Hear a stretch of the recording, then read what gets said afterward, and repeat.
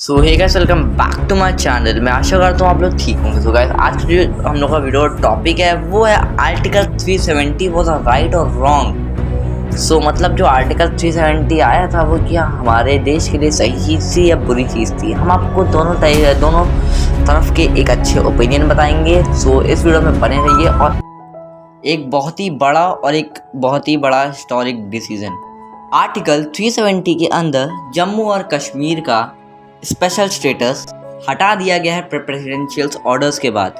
इसके क्या मायने हैं, इससे क्या इम्पैक्ट पड़ता है, क्या ये अच्छी चीज़ है, क्या ये बुरी चीज़ है। दोस्तों, आप लोगों ने देखा होगा या तो इस पे लोग फुल्ली सपोर्ट कर रहे हैं या तो लोग इस पे फुल्ली अगेंस्ट हैं। मैं आपको इस वीडियो में यही बताऊंगा कि जो लोग इसके सपोर्ट हैं वो क्यों इसको सपोर्ट कर रहे हैं, कि जो लोग इसके अगेंस्ट हैं वो लोग क्यों इसके अगेंस्ट। सो अब जानते हैं कि आर्टिकल 370 है क्या। इसकी हिस्ट्री बहुत लंबी है, पर अगर मैं शॉर्ट में बताऊं, आर्टिकल 370 एक ज़रिया था कश्मीर को इंडिया से जोड़ के रखने का। इस आर्टिकल के तहत कश्मीर को एक स्पेशल स्टेटस मिलता है कि कश्मीर एक अपना खुद का कॉन्स्टिट्यूशन रख सकता था, इंडियन कॉन्स्टिट्यूशन से अलग, एक अपना फ्लैग रख सकता था इंडियन फ्लैग से अलग, और जो इंडियन सेंट्रल गवर्नमेंट की जो पावर थी वो शुरू में केवल 3 जगह एप्लीकेबल होती थी: एक्सटर्नल अफेयर्स, डिफेंस और कम्युनिकेशंस में। इस आर्टिकल 370 के बाद इसके बाद एक और आर्टिकल था जिसका नाम था 35 आर्टिकल ए, जो डिफाइन करता था कश्मीर के परमानेंट रेजिडेंट्स को, कि कोई भी आउटसाइडर कश्मीर में कोई लैंड नहीं खरीद सकता, प्रॉपर्टी नहीं खरीद सकता, गवर्नमेंट जॉब नहीं कर सकता, वहाँ की स्कॉलरशिप नहीं ले सकता और वोटिंग नहीं कर सकता। सो अब जानते हैं कि अब क्या हुआ उस आर्टिकल में। सो अभी जो दोस्तों टेक्निकली जो डिसीजन लिया गया है उसमें बेसिकली आर्टिकल 370 को हटाया नहीं गया है, बल्कि आर्टिकल 370 को खुद ही इस्तेमाल किया गया है नल एंड वॉइड डिक्लेयर करने के लिए। ये आर्टिकल के अंदर एक क्लॉज है जो कहता है कि the article can be cease to be exist, कि इस आर्टिकल को नलिन घोषित कर दिया जा सकता है प्रेसिडेंशियल ऑर्डर्स के थ्रू, कि प्रेसिडेंट्स और state government of Jammu and Kashmir मिल के एक डिसीजन ले सकते हैं। लेकिन अभी सिचुएशन क्या है कि ना वहाँ पे कोई स्टेट गवर्नमेंट है ना कोई असेंबली है जम्मू एंड कश्मीर में, क्योंकि प्रेसिडेंट्स रूल लगा रखा है जम्मू एंड कश्मीर पर। तो वो जो पावर्स हैं तो वो पावर्स ट्रांसफ़र कर दी गई हैं पार्लियामेंट ऑफ इंडिया में। कि प्रेसिडेंट्स ऑर्डर्स के बाद पार्लियामेंट ऑफ इंडिया मिल के डिसीजन ले सकते हैं कि उस आर्टिकल को नल एंड वॉइड डिक्लेयर कर सकते हैं कि नहीं। कि फिर इसके बाद आर्टिकल अमेंड हो गया, मतलब आर्टिकल हटा दिया गया। जब आर्टिकल 370 हट गया तो आर्टिकल 35 ए भी हट गया ऑटोमेटिकली। सो अब इस डिसीजन का मतलब क्या है, मतलब what do you mean by this, कि कोई भी सेपरेट कॉन्स्टिट्यूशन नहीं होगा जम्मू एंड कश्मीर में, कोई भी सेपरेट फ्लैग नहीं होगा जम्मू एंड कश्मीर में। बाकी इंडियंस आके जम्मू एंड कश्मीर में प्रॉपर्टीज़, लैंड्स खरीद सकते हैं, एजुकेशन प्रॉपर्टीज़ ले सकते हैं, कि मतलब एजुकेशन स्कॉलरशिप्स ले सकते हैं। पर मैं अभी ये टेक्निकली मैं श्योर नहीं हो सकता हूँ कि आप वहाँ पे लैंड खरीद सकते हैं, क्योंकि इंडिया में और सारे भी जो रीजन्स हैं जहाँ पे सारे इंडियंस लैंड नहीं खरीद सकते। फॉर एग्जांपल हिमाचल प्रदेश और नॉर्दर्न ईस्ट मतलब जगह, क्योंकि वहाँ पे इन्वायरमेंटल इशू के कारण। लेकिन सबसे बड़ा सवाल यहाँ पे ये है कि ये करना सही था या फिर गलत था। क्या ये सब करने से कश्मीर में हालत बेहतर हो जाएंगे या बस से बदतर हो जाएंगे। तो पहले मैं आपको उन लोग के आर्गुमेंट्स बताऊंगा जो लोग इस डिसीज़न को सपोर्ट करते हैं।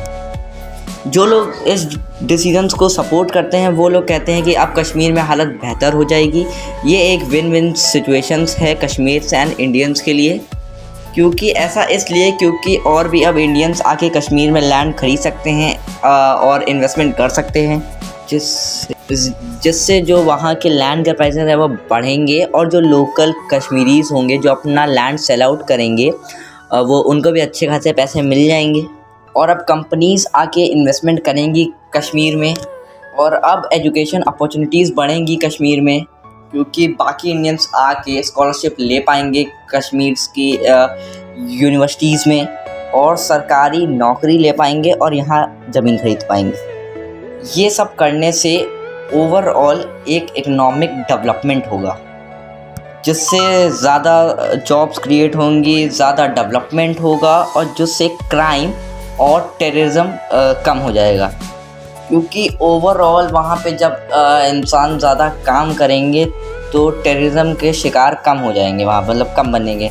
जो मतलब टेररिज्म को जो सपोर्ट करते हैं वहाँ पे जब उनका टाइम ही नहीं होगा तो मतलब वो कहाँ ही उसको जाएंगे। यहाँ पे एक और एडवांटेज बताया जाता है कश्मीरीज़ के लिए कि ये अब इंडियन कॉन्स्टिट्यूशन और इंडिया लॉ के अंदर आएंगे, जिसमें राइट टू एजुकेशन है, राइट टू इन्फॉर्मेशन जैसी योजनाओं में भी आ जाएंगे ये लोग, का मतलब जिसका ये लोग अब बेनिफिट्स उठा पाएंगे।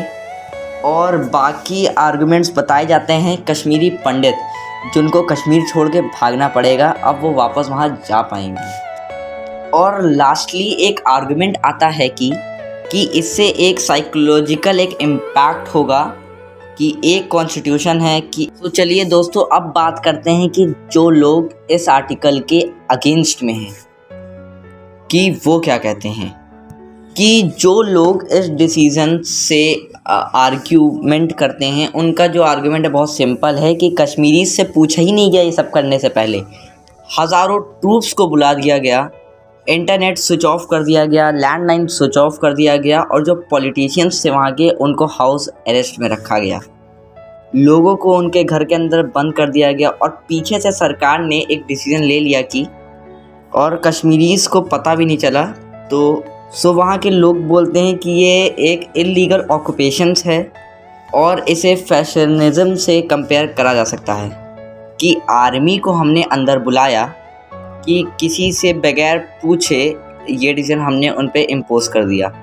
और जम्मू एंड कश्मीर की वहाँ की स्टेट असेंबली को डिज़ोल्व करके वहाँ पे प्रेसिडेंट्स रूल लगा के वहाँ पे दोबारा इलेक्शन ना करा के, ये एक डिक्टेटरशिप से कम नहीं है ये कदम उठाना, क्योंकि वहाँ की लोगों की कोई नहीं सुन रहा है और वहाँ की कोई पॉलिटिशियंस की नहीं सुन रहा है।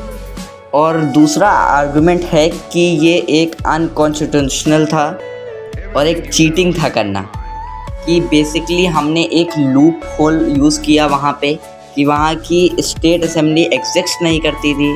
कि जैसे किसी एक लोगों ने बोला है कि मैं मतलब उनका मैं यहाँ पे नाम नहीं ले रहा हूँ, कि ये एक अनकॉन्स्टिट्यूशनल वे है और लाखों ट्रूप्स आप ऐसे ही बगैर बताए ले आए हैं, लोगों को आप मतलब ऐसे ही मतलब फ़र्जी बता के आपने वहाँ के लोगों को बेवकूफ़ बना के रखा कि मैं 10,000 ट्रूप्स भेज रहा हूँ और यहाँ पे एक आतंकवादी हमला होने का हम लोग को पता चला है और आपने पीछे से ये डिसीज़न ले लिया। तो मतलब ये एक तरह से आपने चीटिंग की है।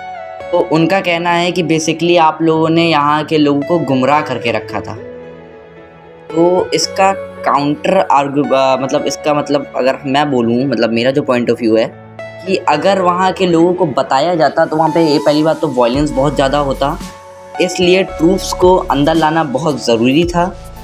और अगर ये सब बातें लोगों को बता के सबसे पूछ के डिस्कस करके किया जाता तो भैया फिर तो ये तो 70 साल से चल ही रहा था ना। तो ये मेरा पॉइंट ऑफ व्यू था कि मतलब जिसने बोला था ये सब, तो ये मेरा पॉइंट ऑफ व्यू है कि भैया ये सब तो भाई 70 साल से चल ही रहा था ना, तब तक तो कुछ नहीं हो पाया। इसके अलावा एक और आर्गुमेंट है कि ये एक लौता ज़रिया था जम्मू एंड कश्मीर को इंडिया से जोड़ के रखने का। अब कोई भी लीगली आर्गुमेंट नहीं, मतलब कोई भी अब लीगली नहीं है कि जम्मू एंड कश्मीर इंडिया का पार्ट है। एक फ्लैग है कि कश्मीरी ज़्यादा इंटीग्रेटेड फील करेंगे इंडिया के अंदर। एक बहुत ही बड़ा डिसीजन लिया गया है कि जम्मू एंड कश्मीर को एक सेपरेट यूनियन टेरिटरी बना दिया जाएगा और लद्दाख को भी एक सेपरेट यूनियन टेरिटरी बना दिया जाएगा। ये एक बहुत सिग्निफिकेंस इसलिए है क्योंकि जम्मू एंड कश्मीर पहले एक ऐसी स्टेट थी जिसको बहुत ही एक स्पेशल स्टेटस मिला हुआ था। अब ये नॉर्मल स्टेट से भी उसके निचले हिस्से में आ गई है जिसको बोलते हैं यूनियन टेरिटरी, क्योंकि जो यूनियन टेरिटरी की जो डेमोक्रेसी है वो एक नॉर्मल स्टेट से भी कम होती है। यूनियन टेरिटरी पे सेंट्रल गवर्नमेंट का ज़्यादा कंट्रोल रहता है नॉर्मल गवर्नमेंट से।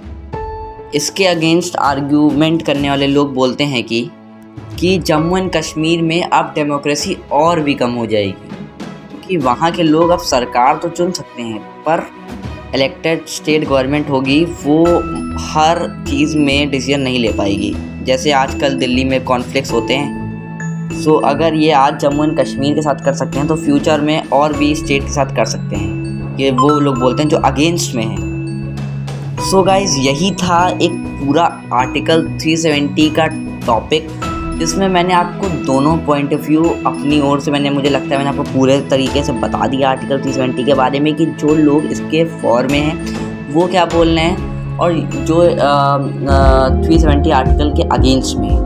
मैंने आपको दोनों मत किए, मतलब आपको मैंने दोनों तरफ। सो गाइस यही थी पूरी आर्टिकल 370 के बारे में। मैं आशा करता हूँ आपको ये वीडियो अच्छी लगी हो। अगर आपको ये वीडियो अच्छी लगी तो हमारे शिक्षी भाई चैनल को सब्सक्राइब कर दीजिएगा और प्लीज़ ये वीडियो ज़्यादा से ज़्यादा लोगों तक आप शेयर कर दीजिएगा। So thank you for watching the video, till then bye.